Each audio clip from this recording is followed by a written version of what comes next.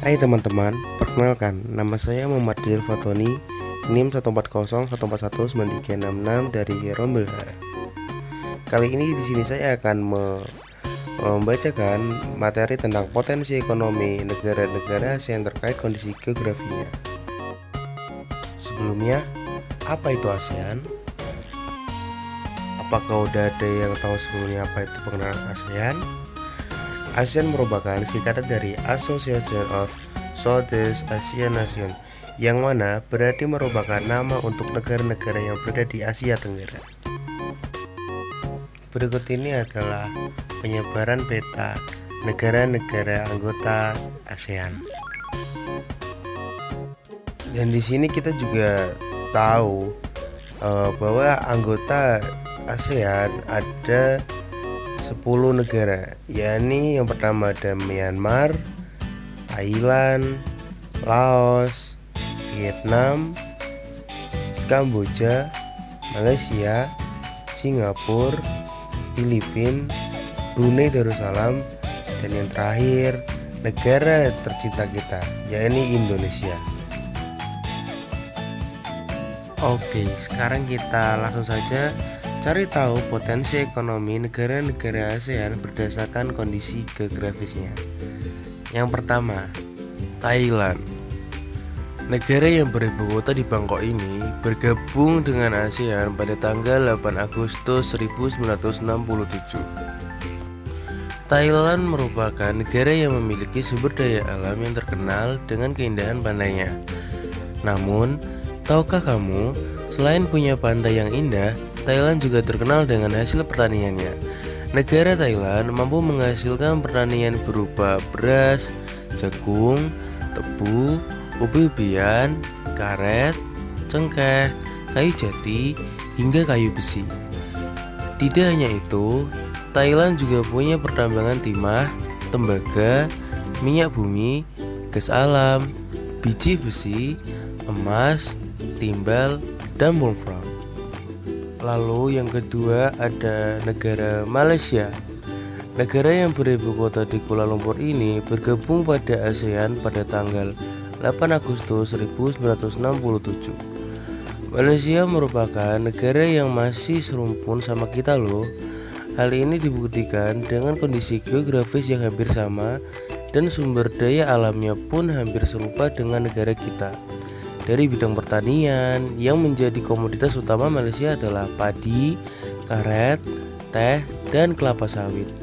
Lalu, dari bidang pertambangan, Malaysia mempunyai sumber daya alam berupa minyak bumi, gas alam, timah, emas, dan bauksit.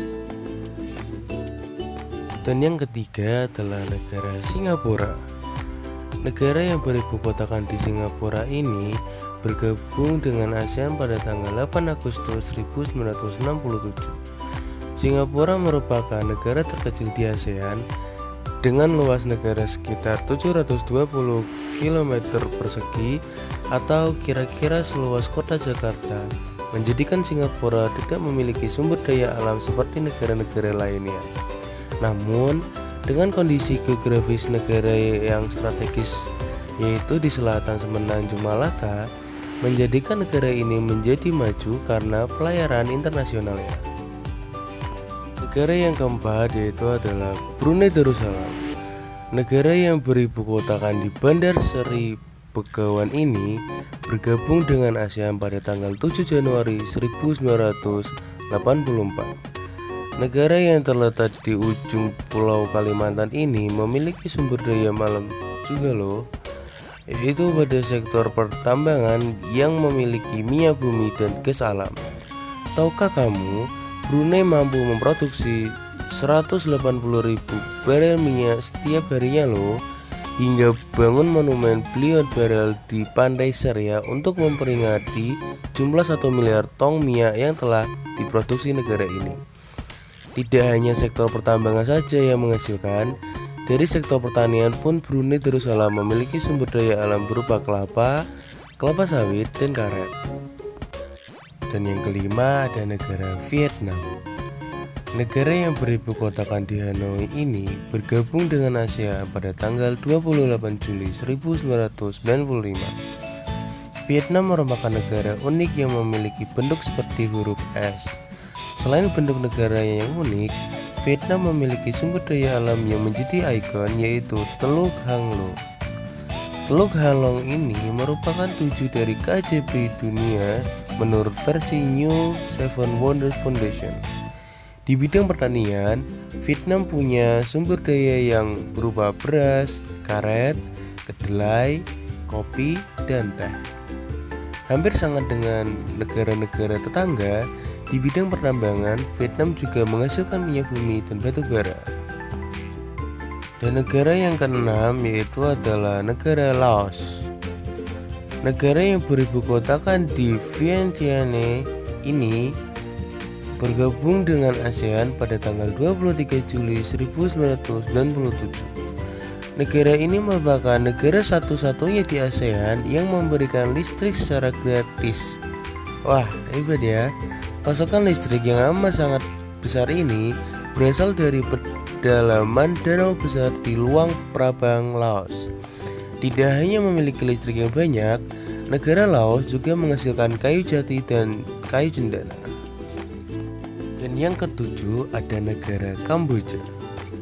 Negara yang beribu kotakan di Phnom Penh ini bergabung dengan ASEAN pada tanggal 23 Juli 1997. Kamboja memiliki sumber daya alam yang hampir sama dengan negara tetangganya, yaitu pada bidang pertanian yang memiliki karet, beras, kayu, hingga ubi-ubian. Sektor pertambangan negara Kamboja ini pun cukup banyak, yaitu memiliki gas alam, minyak bumi, dan batu permata yaitu berupa safir dan rubi. Dan yang kedelapan ada negara Myanmar. Negara yang beribu kotakan di Nay Pyi Taw ini bergabung dengan ASEAN pada tanggal 30 April 1999. Negara Myanmar merupakan negara yang kaya akan sumber daya tambangnya, yaitu berupa tembaga, emas, timah, seng, perak, batu permata, gas alam, dan nikel. Tidak hanya pertambangan, sektor pertanian Myanmar juga banyak loh, antara lain beras, kacang-kacangan, dan karet. Dan negara yang ke-9 yaitu adalah negara Filipina. Negara yang beribu kotakan di Manila ini bergabung dengan ASEAN pada tanggal 8 Agustus 1967. Filipina merupakan negara kepulauan yang dekat dengan Samudra Pasifik. Tahukah kamu, Filipina merupakan negara yang memiliki potensi sumber daya alam pertanian berupa padi, jagung, gula, kopra, buah-buahan, dan abaca, atau bisa disebut dengan serat Manila. Tidak hanya sumber daya pertanian saja, Filipina juga mempunyai sumber daya pertambangan juga loh, yaitu berupa tembaga, emas, perak, biji besi, dan keramik. Dan ini yang kita tunggu-tunggu, negara yang paling terakhir, yaitu adalah negara Indonesia, negara kita tercinta. Negara yang beribu kotakan di kota Jakarta ini bergabung dengan ASEAN pada tanggal 8 Agustus 1967. Indonesia merupakan negara yang memiliki banyak sumber daya alam loh, mulai dari potensi alam yang indah, perairan yang bersih, dan tanah yang subur untuk menjadi tempat tinggal para tumbuhan. Dari bidang pertanian, yang menjadi unggulan adalah rempah-rempah, beras, teh, kopi, kelapa sawit, karet, tebu, dan masih banyak lagi. Tidak hanya unggul pada bidang pertanian, kelautan dan perikanannya pun sangat kaya akan sumber daya alam. Dengan mayoritas wilayah 70% perairan, menyebabkan Indonesia menjadi rumah yang nyaman bagi banyak ikan-ikan dan hewan air lainnya. Lalu, dari sektor pertambangan pun Indonesia tidak mau kalah. Minyak bumi, gas alam, emas, timah, dan tembaga masih menjadi sumber daya alam dan sumber mata pencarian bagi kebanyakan orang di Indonesia. Cukup sekian materi yang bisa saya sampaikan, dan terima kasih. Sampai jumpa. Bye-bye.